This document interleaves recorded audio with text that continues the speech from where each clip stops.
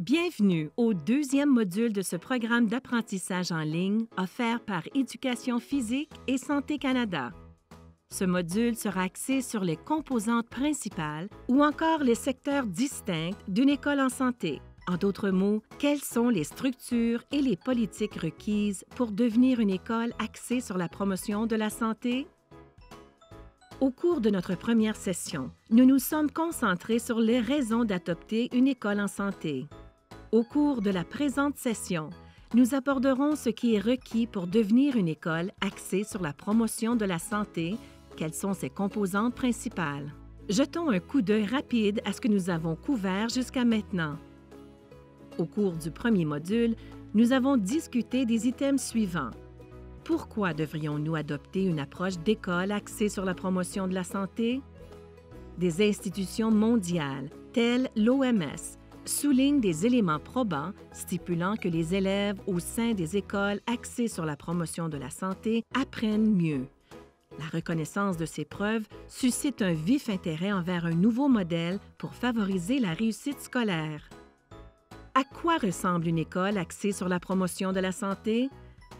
Une école axée sur la promotion de la santé se distingue par deux éléments clés: les données factuelles ou la preuve, pour identifier les priorités et les initiatives en matière de santé à l'école. L'engagement des élèves, du personnel, des parents et du leadership scolaire envers sa planification et sa mise en œuvre. Dans une école axée sur la promotion de la santé, les élèves, le leadership scolaire, le personnel, les parents et les partenaires communautaires collaborent dans la planification et la mise en œuvre d'un environnement favorable à la santé. Résultats probants, rehaussement de l'engagement et de la réussite des élèves. Alors, comment créer une communauté scolaire axée sur la promotion de la santé? Quelles sont les composantes requises pour élaborer une approche d'école axée sur la promotion de la santé pour votre école? Le modèle utilisé aux fins de discussion est adapté du cadre de l'approche globale de la santé en milieu scolaire, reconnu au niveau international. Le cadre consiste à 4 secteurs distincts: l'environnement social et physique de l'école, l'approche utilisée en matière d'enseignement et d'apprentissage, la formulation et la vérification de politiques d'école en santé, et finalement, les partenariats et les services créés pour améliorer la santé en milieu scolaire. Au Canada, le Consortium conjoint pan-canadien pour les écoles en santé, une collaboration d'établissements scolaires et autres à travers le pays, a entrepris l'initiative du cadre de l'approche globale de la santé en milieu scolaire. Pour des renseignements généraux sur le Consortium et le cadre de l'approche globale de la santé en milieu scolaire, consultez le site Web du CCES. Tout comme la construction de la structure physique d'une école, un cadre d'école en santé doit être amorcé en considérant l'établissement d'une charpente solide. Le cadre est construit en visant une charpente de sensibilisation ou encore une bonne base de prise de conscience envers les défis actuels en matière de santé auxquels fait face la population scolaire. La première étape consiste à engager des conversations en posant des questions ouvertes. Selon les élèves, quelles sont les priorités d'une école en santé? Et selon les parents? Selon le personnel et le leadership scolaire, quels sont les défis perçus en matière de santé? Quel genre de soutien obtient-on de la part de partenaires externes, par exemple, partenaires dans le domaine de la santé? Quels sont les défis auxquels font face nos élèves au sein de la communauté? Ces informations sont essentielles afin de déterminer les priorités uniques à votre école en matière de santé. À l'aide de cette prise de conscience fondamentale des priorités en matière de santé, nous pouvons commencer à ériger notre charpente et bâtir notre approche de communauté scolaire en santé. Le premier élément structural est l'environnement social et physique, ce que les élèves et le personnel expérimentent à l'école. L'environnement social considère le bien-être émotionnel du personnel et des élèves, ce que chacun éprouve à faire partie de la communauté scolaire. L'environnement physique comprend le bâtiment scolaire, ainsi que les terrains et les espaces de jeu extérieurs et l'équipement qui se trouve à l'intérieur et à l'extérieur de l'école. Ces environnements sont interdépendants. Notre bien-être émotionnel influence la façon dont nous nous percevons mutuellement et prenons soin des uns des autres et de notre environnement physique. L'état de notre espace physique a un impact sur la façon dont on se sent quand nous y sommes. Un environnement social positif existe lorsque les enfants et les jeunes se sentent informés et connectés à la communauté scolaire. Le bien-être social repose sur un environnement scolaire bienveillant et aimant, faisant preuve de politiques cohérentes et justes, élaborées en collaboration avec les élèves. C'est un milieu positif où les familles sont les bienvenues, facilitant l'accès à des ressources communautaires lorsqu'elles sont nécessaires. L'environnement physique se réfère à l'espace environnant et aux activités physiques de l'école. La pureté de l'air, un éclairage de salle adéquat, un niveau de bruit approprié et la propreté de l'espace environnant ont tous une influence sur la façon dont les élèves et le personnel scolaire perçoivent l'école. L'accès à des choix alimentaires sains et à de l'équipement scolaire fonctionnel, ainsi que les attitudes et les messages positifs en matière de santé, créent un milieu propice à l'apprentissage. Notre deuxième élément structural, enseignement et apprentissage, se réfère à la façon dont les sujets de la santé et du mieux-être sont intégrés dans l'ensemble du programme d'études. La promotion d'habitudes de vie saines comprend des sujets qui ne sont pas généralement couverts dans les cours sur la santé et traite de compétences qui dépassent largement le cadre de la salle de classe. Les écoles en santé intègrent l'enseignement et l'apprentissage de la santé au sein d'autres programmes d'études, soit les mathématiques, les langues, les études sociales, focalisant sur la prise de décision saine. L'apprentissage expérientiel informel est favorisé. Par exemple, une visite à l'épicerie pour l'achat d'aliments sains selon un budget fixe pourrait faire l'objet d'une sortie scolaire dans le cadre d'un cours de mathématiques. Un cours de cuisine santé, organisé à l'épicerie à l'aide des aliments achetés, offre encore plus d'occasions d'apprentissage et de développement de compétences. Cette approche offre de nouvelles façons aux élèves et au personnel scolaire d'expérimenter la valeur de l'apprentissage informel à l'extérieur de la salle de classe. Le volet « Politique d'école en santé » représente la troisième structure de soutien. Ces politiques favorisent les pratiques du mieux-être physique, mental et social, lesquelles sont conçues pour créer des habitudes saines pour la vie. Pour assurer leur efficacité, les politiques en matière de santé à l'école doivent être favorables à l'apprentissage en salle de classe et être appliquées de façon cohérente.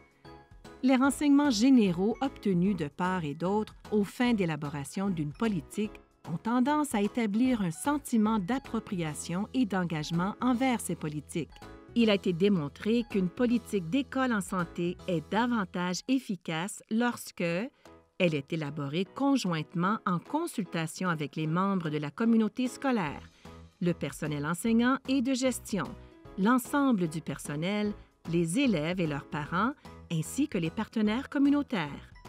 Elle permet de développer des compétences de vie et des connaissances menant à la capacité de faire des choix sains et positifs. Elle démontre clairement la responsabilisation et elle est appliquée, et perçue comme étant appliquée, de façon adéquate et cohérente. Il n'est pas surprenant de constater que la participation éloquente des élèves dans l'élaboration de politiques en matière de santé encourage davantage ces derniers à s'y conformer. Nous en sommes au dernier élément structural du cadre de l'approche globale de la santé en milieu scolaire. Partenariat et services. Membres de la collectivité et groupes de services ayant le potentiel d'élargir votre programme de santé à l'école. Les familles sont potentiellement les partenaires les plus importants dans l'établissement d'une communauté scolaire en santé et lorsqu'elles se sentent bienvenues et entièrement impliquées, elles s'avèrent d'importantes ressources. Une approche axée sur les forces peut permettre de découvrir chez les parents et familles d'importantes possibilités d'ajouter des atouts à la communauté scolaire. Par exemple, un parent possédant des habiletés dans le domaine des finances peut participer à la gestion des finances du programme d'alimentation saine de l'école. Si les écoles font office de centre pour les activités communautaires, variant de jardins communautaires et de salles de cours sur la nutrition à des rencontres de groupes de jeunes et des programmes récréatifs, des liens plus solides sont établis et maintenus avec les familles et avec une gamme d'organismes communautaires. Finalement, c'est le toit qui protège et maintient toute structure. Passez à l'action et continuez d'en parler. Le changement est permanent. Les écoles axées sur la promotion de la santé demeurent connectées et conscientes que les changements influencent chacun des 4 éléments de structure. Les résultats optimaux d'une approche d'école axée sur la promotion de la santé découlent de l'utilisation de la rétroaction et des données probantes pour définir les priorités de votre école en matière de santé et de l'intégration de ces 4 composantes structurales aux fins de cohérence et de continuité. La planification des 4 secteurs assure l'approche holistique requise pour la réussite et le succès d'un cadre d'approche globale de la santé en milieu scolaire.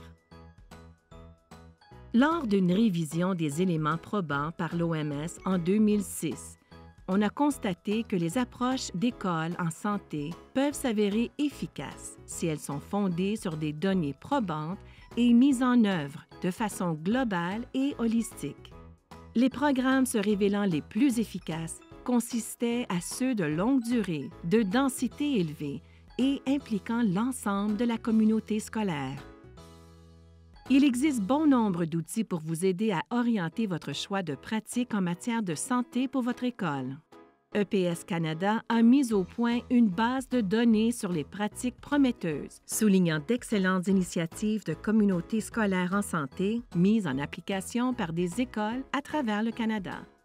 Cliquez sur le lien pour découvrir une description détaillée des programmes, les écoles impliquées, les ressources disponibles et les résultats obtenus.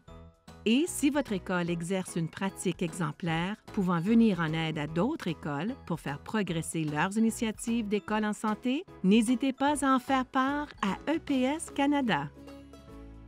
Le CCES offre également d'excellentes ressources aux écoles souhaitant adopter une approche d'école axée sur la promotion de la santé. Le planificateur des écoles en santé est un moyen efficace pour vous informer du niveau de tendance actuelle de votre école. En fait, nous avons adopté quelques-unes des questions de cet outil au sein de nos questions de réflexion dans le cadre du présent programme d'apprentissage. En cliquant sur le lien, vous pouvez vous inscrire ou voir en aperçu, inviter et remplir le module de base du planificateur des écoles en santé. Cela vous donnera une idée des lacunes auxquelles votre école devra remédier afin d'établir une solide communauté scolaire axée sur la santé.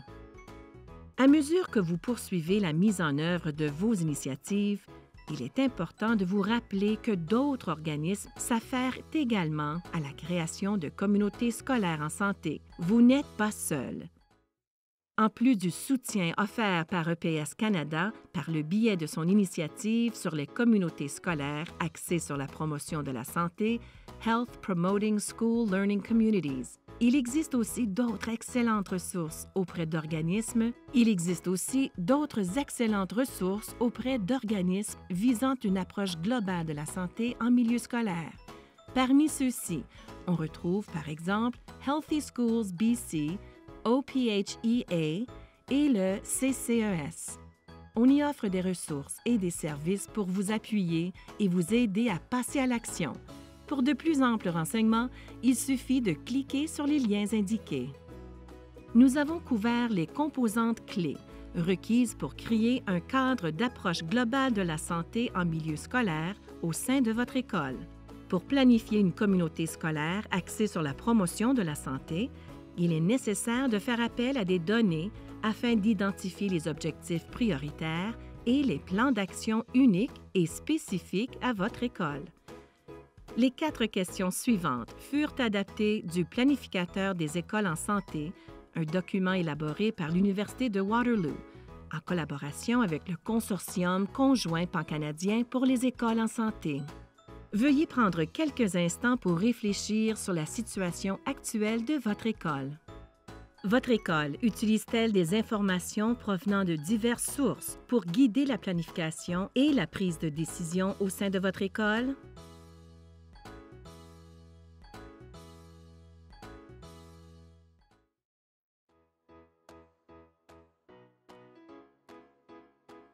Votre plan d'action pour une école en santé prend-il en considération les objectifs SMART dans le but d'assurer l'accent sur des résultats spécifiques, mesurables, atteignables, réalistes et temporellement définis?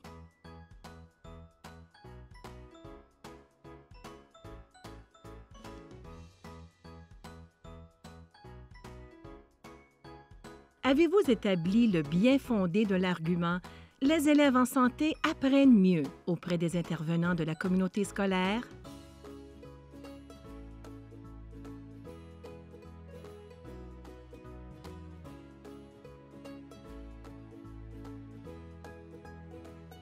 Avez-vous incorporé toutes les composantes d'une approche globale de la santé en milieu scolaire dans votre plan d'action visant une communauté scolaire en santé?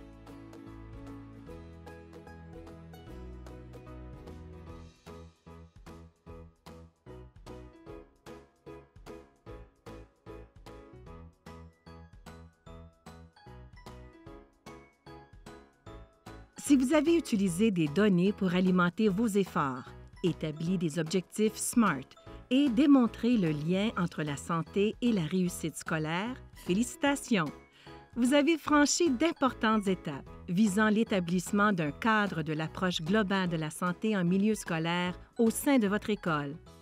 Si vous avez besoin d'aide pour commencer ou encore pour élargir votre initiative d'école axée sur la promotion de la santé, EPS Canada est prêt à se joindre à vous. Nous sommes prêts à vous appuyer dans vos efforts. Pour de plus amples renseignements, visitez le site web d'EPS Canada pour en apprendre davantage sur les écoles axées sur la promotion de la santé.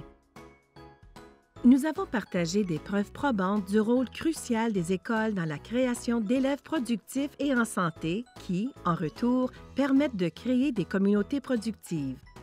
Au cours du module 3, nous partagerons des idées et des suggestions en ce qui a trait à la création d'une communauté scolaire axée sur la promotion de la santé pour votre école. Merci pour votre participation.